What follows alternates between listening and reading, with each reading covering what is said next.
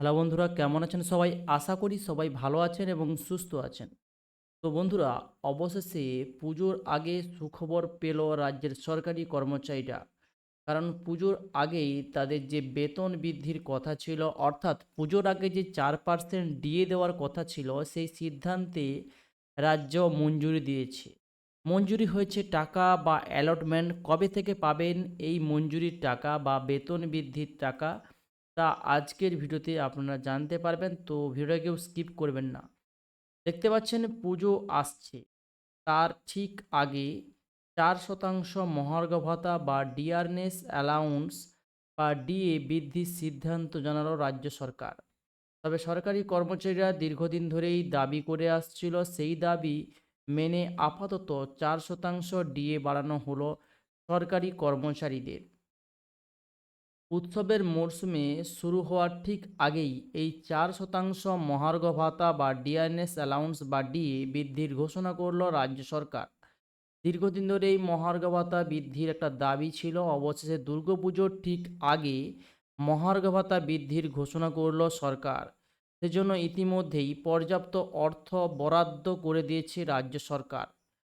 এবং রাজ্য সরকার আরও বলেছে যে রাজ্য সরকারের তরফে জানানো হয়েছে, উত্তরাখণ্ডের পুর নিগম, কাউন্সিল এবং উন্নয়ন পরিষদের কর্মচারীদের 4% বাড়ানো হয়েছে, যা 2024-এর 1 জানুয়ারি বা 1 জানুয়ারি থেকে কার্যকর হবে বলে জানানো গেছে সরকারের তরফে।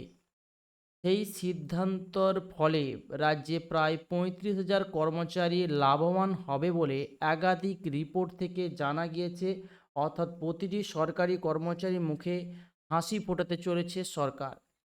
এমনিতেই আগেই রাজ্য সরকারি কর্মচারীদের মহার্ঘ ভাতা বাড়ানো হয়েছিল।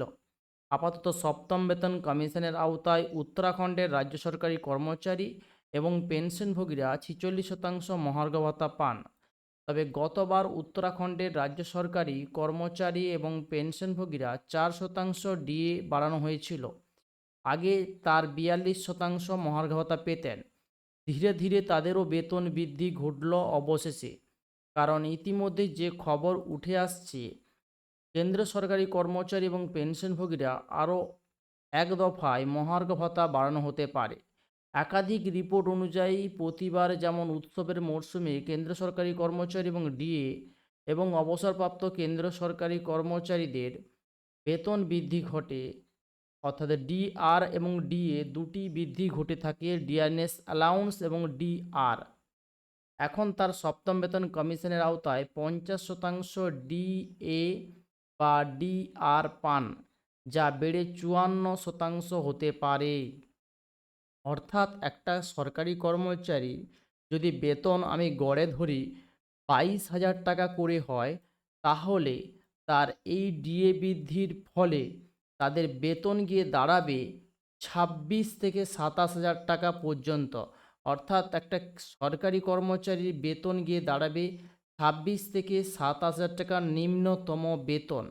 কারোর বেতন যদি আবার হয়ে থাকে 30,000 টাকা, তার বেতনও গিয়ে দাঁড়াবে 35,000 টাকার কাছাকাছি। অর্থাৎ 5,000 টাকা কিন্তু বৃদ্ধি ঘটবে এই ডিএ বেড়ে গেলে। ক্লিয়ার বস? তো এর ফলে প্রতিটি সরকারি কর্মচারী লাভবান হবেন। যদিও বিষয়টি কেন্দ্র সরকারের তরফে আপাতত সরকারিভাবে কিছুটাই জানানো হয়নি, অর্থাৎ অফিসিয়ালি এখনও কিন্তু কিছুই নোটিফিকেশান আসেনি। সাধারণত উৎসবের মরশুমে আবহে কেন্দ্রীয় মন্ত্রিসভা একটা বৈঠক হয়, আর সেই বৈঠকে ডিএ এবং ডিআর বৃদ্ধির সিদ্ধান্তের অনুমোদন দেওয়া হয়েছে। আর উৎসবের মরশুমে ডিএ এবং ডিআর বৃদ্ধির ঘোষণা করা হয়, তা সাধারণত সংশ্লিষ্ট বছরের জুলাই থেকে কার্যকর হবে। অর্থাৎ দেখা যাচ্ছে ঘুরে ফিরে যা হচ্ছে সেটা হলো, অবশেষে কেন্দ্রীয় যে সমস্ত রাজ্যগুলি রয়েছে, সেই রাজ্যগুলি ধীরে ধীরে ধীরে ধীরে কিন্তু তাদের বেতন কাঠামো বাড়াতে চলেছে। অর্থাৎ তাদের বেতন বৃদ্ধি হবে। কারণ ডিএ বাড়লে একটা রাজ্য সরকারি হোক কিংবা কেন্দ্র সরকারি হোক, যদি কারো ডিএ বা ডিআরএস অ্যালাউন্স বাড়তে থাকে, তাহলে কিন্তু তার বেতনের পরিমাণও বাড়তে থাকবে। যেমন একটা কন্ট্রাকচুয়াল কর্মচারীর ইনক্রিমেন্ট হয় 3% কিংবা 4% করে, ঠিক সেই রকমই একটা পার্মানেন্ট স্টাফ সরকারি কর্মচারীর, সেটা কেন্দ্র হোক কিংবা রাজ্য, তার কিন্তু ইনক্রিমেন্ট হয় না। তারা কিন্তু ডিএটা পান বেশি করে, বোনাস পান, প্রমোশন হন, এই সমস্ত কিছু কিন্তু থাকে তাদের ক্ষেত্রে। ওকে, অর্থাৎ কন্ট্রাকচুয়াল কর্মচারী শুধুমাত্র ইনক্রিমেন্ট হয় এবং তাদের একটা এক্সপিরিয়েন্স উপর ভিত্তি করে প্রতি বছর দেখা যাক 10,000 টাকা, একটা 10 বছর কাজ করলে তাতে 5,000 টাকা বেড়ে গেল, এরকম হয়। বা 15 বছর কাজ করলে 2,000 টাকা বেড়ে গেল, এরকম সিস্টেমে একটা কন্ট্রাকচুয়াল কর্মচারীকে বেতন দেওয়া হয়।